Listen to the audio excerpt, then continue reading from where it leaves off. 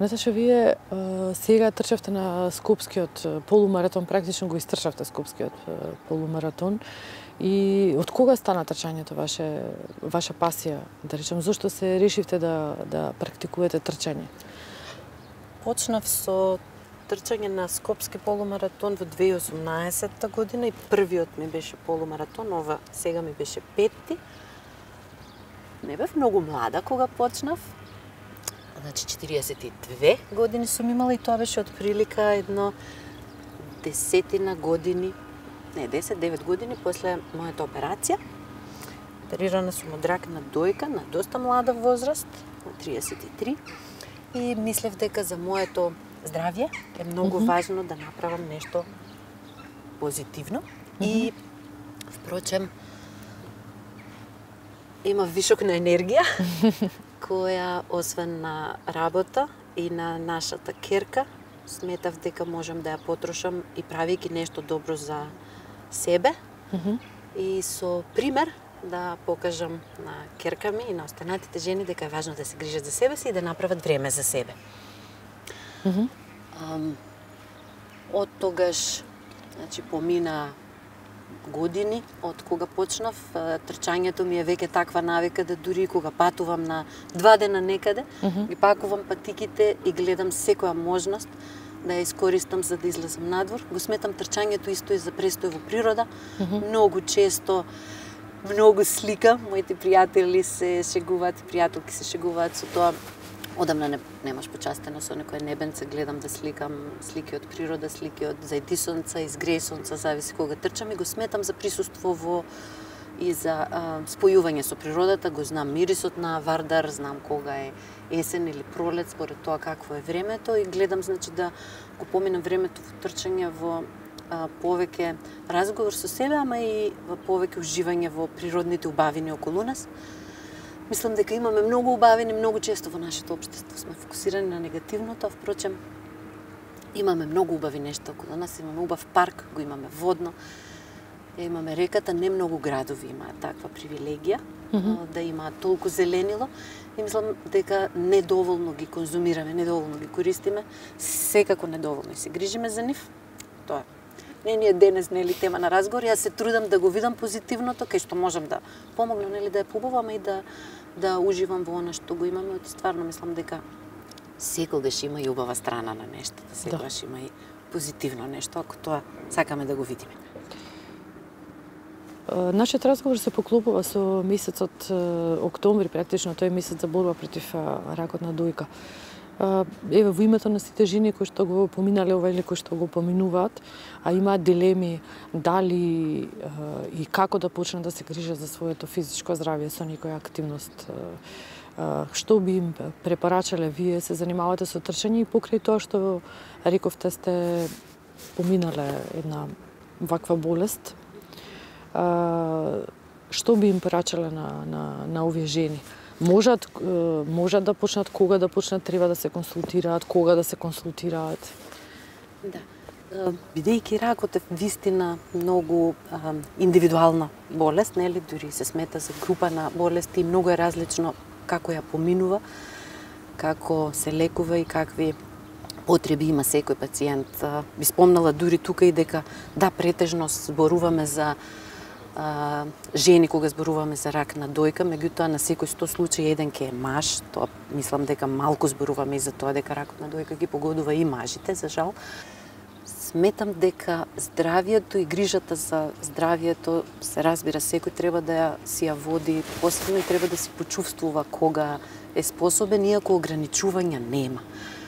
Во принцип, дури и додека трае лекувањето, жените, а секако и мажите, би можеле да започнат со некоја физичка активност, зависност од тоа во каква состојба се и психички и физички. Секој од нив може и според мене треба да се грижи за своето здравје поактивно. За жал, веќе се појасно станува дека современиот начин на живот не носи многу здравје, односно дека за здравјето треба активно да се грижиме, дека би требало да секој од нас да практикува некоја активност, она што му одговара. Јас со години вежбам, например, јога, мислам дека тоа многу ми помогнало и психички и физички за да сум смирена за да сум отворена и за да го прифатам она што ми се случува и соодветно се мобилизирам со сите своји сили да се изборам за здравје и потоа нели за да го одржувам здравјето.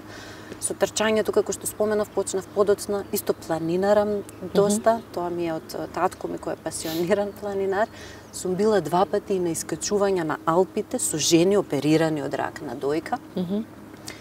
Во 2011 и 2018 година со уште првиот пат 100, вториот пат уште 80 жени оперирани од рак на дојка и целта на тој настан беше токму тоа да покаже дека нема никакви ограничувања после лекување од рак, дека сите ограничувања сами си ги наметнуваме или средината. Значи дека доколку сакаме, со поддршка од професионалци и со поддршка едни со други, значи со таа солидарност помеѓу жените и нивните семејства, пријатели, пријателки и партнери, дека можеме да направиме или постигнеме се што сакаме. Тоа во нашето окружување е малце потешко, мислам дека се уште малку зборуваме за ракот. Мило ми е што ме прашавте за ова, и сметам дека посебно за младата популација многу малку се зборува и младите како да се срамат понекогаш од таа диагноза, како да се чувствуваат оштетено или несоодветно, за да за нив се поводи посебна сметка, поинакви проблеми и предизвици имаат младите луѓе, младите жени, еве меѓутоа и мажи, кои се борат со оваа болест, и треба да живеат уште нели долго и продуктивно, да придонесуваат и за себе и за нашето општество, а за нив скоро и да нема мерки и активности и програми кои ќе им понудат полесно да почнат повторно да работат, да почнат повторно да творат и да бидат активни учесници во нашето општество. Мислам дека првенствено треба да се тргне таа мисла што сме ја имале во минатото, дека ракот не се лекува. Да, Токму спротивното. Ракот се лекува, може да се излечи и може да се најдат многу начини како да се направи тоа.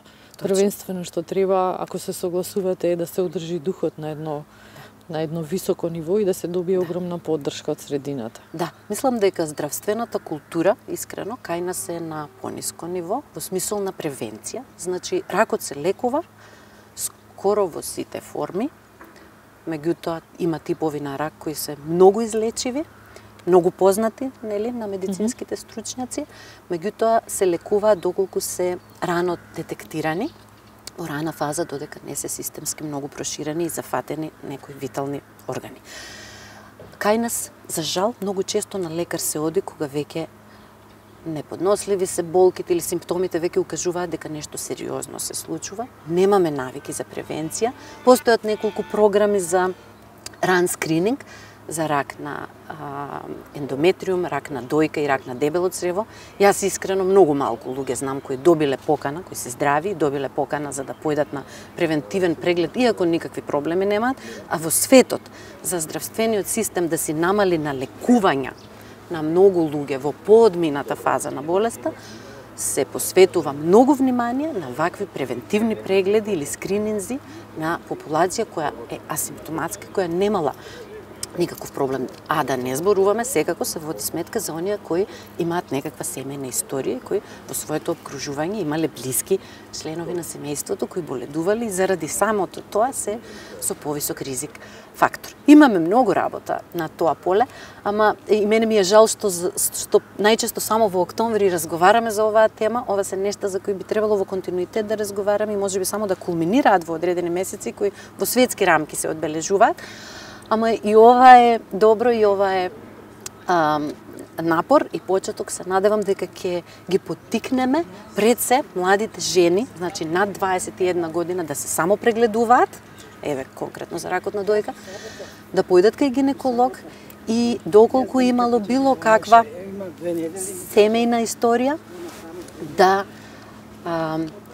одат на прегледи кај гинеколог, меѓутоа на прегледи на дојките, уште од порана возраст, над 30-35 години. Во поголем дел од развиените земји, над 40 години веќе се почнува со скрининг на сите, значи и на здрава популација на жени, за да се детектираат рано овие промени. Ви благодарам многу за разговорот, ви благодарам исто така многу што споменавте една многу сериозна болест и лекувањето. што кажавте многу работи кои што ми се чини дека ќе им помогнат не само на жените, туку и на сите оние други жени и мажи кои ги споменавте, кои што имаат проблем со ракот, дека ќе ги охрабрите да почнат со одредена физичка активност. Благодарам за поканата, се надевам, вистина мислам дека секој од себе треба да почне со промените, на себе прво да работи. Би сакала би се радувала ако со својот пример помогнам некој да појде на преглед, да почне да трча или да почне да помага на другите за да бидеме малку посвесно општество.